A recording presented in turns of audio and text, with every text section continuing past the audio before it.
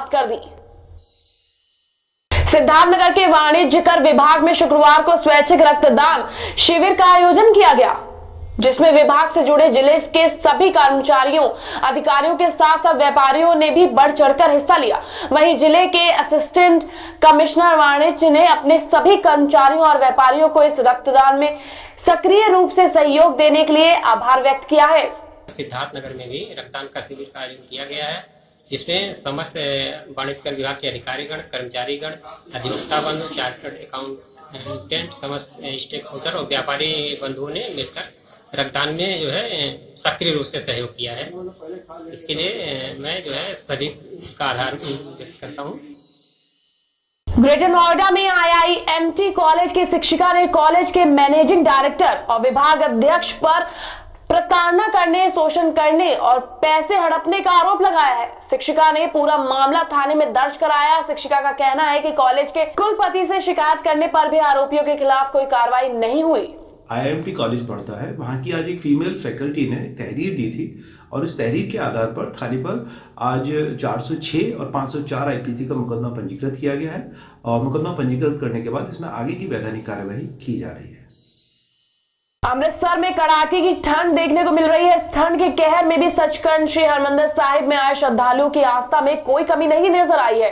वहीं श्रद्धालुओं का कहना है कि जब छोटे साहिबजादे को ठंडे बुर्ज में कैद कर लिया गया था, इसलिए हम ठंड में मत्था टेकने आते हैं। 3 दिसंबर को बुलंदशहर में घटित हिंसा में मारे गए इंस्पेक्टर सुबोध कुमार सिंह के हत्यारे प्रशांत नट को गिरफ्तार कर लिया गया है। पूछताछ के दौरान ये पता चला है कि दोषी बुलंदशहर का ही निवासी है। लेकिन इसमें प्रशांत नट गिरफ्तार किया गया है और जिसने गोली मारी थी उसके साथ 4-5 लोग और भी थे, जो वीडियो से भी स्पष्ट है। और हमारे पास आई विटनेसेस भी हैं, उन्होंने भी बताया, मौके पे वो हैं भी वहाँ पे, और पूरी क्राइम सीन को रिक्रिएट किया गया है। तो सारी चीज़ें बिल्कुल क्लियर कट बताई हैं और इसमें और भी एविडेंसेस हमारे पास हैं जिनको सभी को इकट्ठा किया जा रहा है, फोरेंसिक की रिपोर्ट से और तमाम चीज़ें।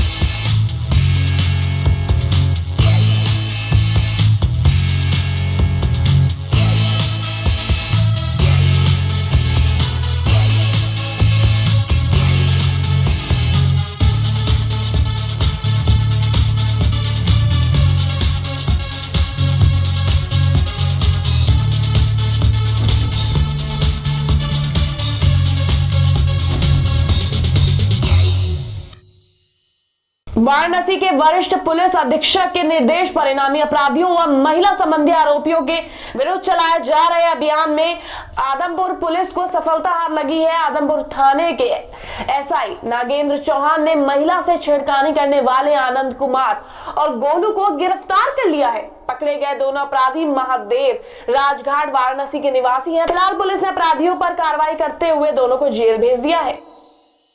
कश्मीर में 28 साल का सबसे सर्द दिन। श्रीनगर और उसके आसपास इतनी कड़ाके की ठंड पड़ रही है कि नालों का पानी जम गया है। कश्मीर घाटी में भारी बर्फबारी ने लोगों के जीवन को बुरी तरह से प्रभावित कर दिया है। घाटी में भारी बर्फबारी की वजह से इस क्षेत्र में बिजली की सप्लाई बंद हो चुकी है। योग गुरु रामदेव की कंपनी दिव्य फार्मेसी को उत्तराखंड हाईकोर्ट से बड़ा झटका। कोर्ट ने उत्तराखंड जैव विविधता बोर्ड के आदेश के खिलाफ दायर याचिका को खारिज कर दिया है। याचिका में कहा गया था कि दिव्य फार्मेसी पूरी तरह से भारतीय कंपनी है और 2002 के कानून के तहत मुनाफा साझा न करने की छूट मिलनी चाहिए। कोर्ट ने अपने फैसले में जैव विविधता कानून 2002 का हवाला दिया है और साथ ही उन्होंने कहा है भारतीय कंपनियों को किसानों और आदिवासियों से अपना मुनाफा साझा करना चाहिए।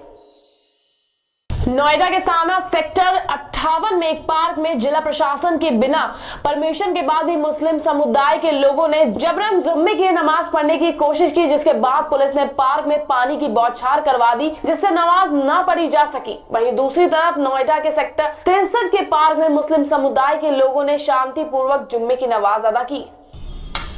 इसमें जो प्रकरण आया था, इसमें इनके द्वारा परमिशन मांगी गई थी। इस परमिशन को प्रशासन द्वारा मना कर दिया गया है और इस परमिशन के मना होने पर संबंधित पक्ष को अवगत करा दिया गया है और उनके द्वारा इस पर विश्वास भी व्यक्त किया गया कि बिना परमिशन के वो कोई भी मतलब बिना परमिशन के कोई कार्य नहीं करेंगे। और प्रिकॉशनरी तौर पे हमने थाना जो फोर्स है उसको अलर्ट रखा है और ऐसी किसी भी शांति व्यवस्था भंग होने की संभावना नहीं है, क्योंकि हमारी वार्ता हो रखी है और लोगों ने इस पे विश्वास भी व्यक्त किया है कि प्रॉपर तरीके से परमिशन मिलने पे ही वो कोई कार्यक्रम करेंगे।